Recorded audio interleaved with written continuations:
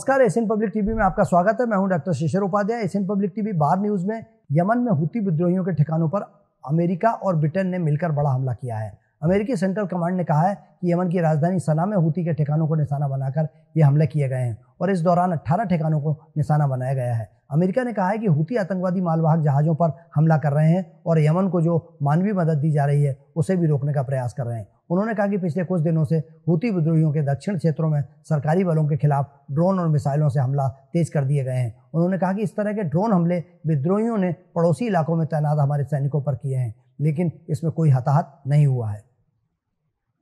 Gaza पट्टी में सत्तारूढ़ हमास ने तड़के इजराइल पर भारी संख्या में रॉकेट से हमला किया। इसमें करीब 400 लोगों की मौत हो गई, जबकि 3000 से अधिक लोग घायल हो गए। हमास के कई लड़ाकों ने इजरायली सीमा में घुसपैठ को अंजाम दिया। इसके बाद इजरायली प्रधानमंत्री बेंजामिन नेतन्याहू ने युद्ध की घोषणा कर दी। साथ ही कहा कि दुश्मन को भारी कीमत चुकानी होगी। इजराइल ऑपरेशन आयरन स्क्वाड्स के तहत जवाबी कार्रवाई कर रहा है। इजराइल के प्रधानमंत्री बेंजामिन नेतन्याहू ने हमास को खत्म करने के लिए सभी बंधकों को वापस लाने का संकल्प लिया है। इसके तहत उन्होंने फिलहाल बहुत कम सफलता मिली है। उन पर इस्तीफा देने का दबाव है और अमेरिका ने गाजा में मानवीय स्थिति को देखते हुए इजराइल को दिए जा रहे समर्थन में कटौती करने की धमकी भी दी है। नेतन्याहू ने कहा है कि भारत नागरिकों द्वारा मारे गए लोगों और जीवित लोगों के सभी को वापस लाने की जिम्मेदारी देश की है।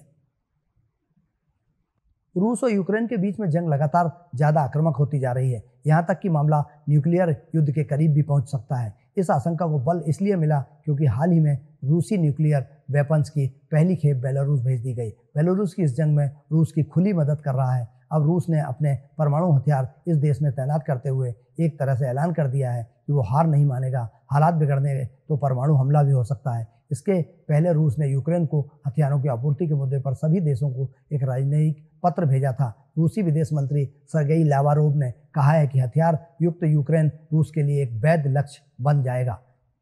एशियन पब्लिक टीवी पर बार न्यूज में फिलहाल इतना ही। आप बने रहिए एशियन पब्लिक टीवी पर। मुझे दीजिए इजाजत। नमस्कार।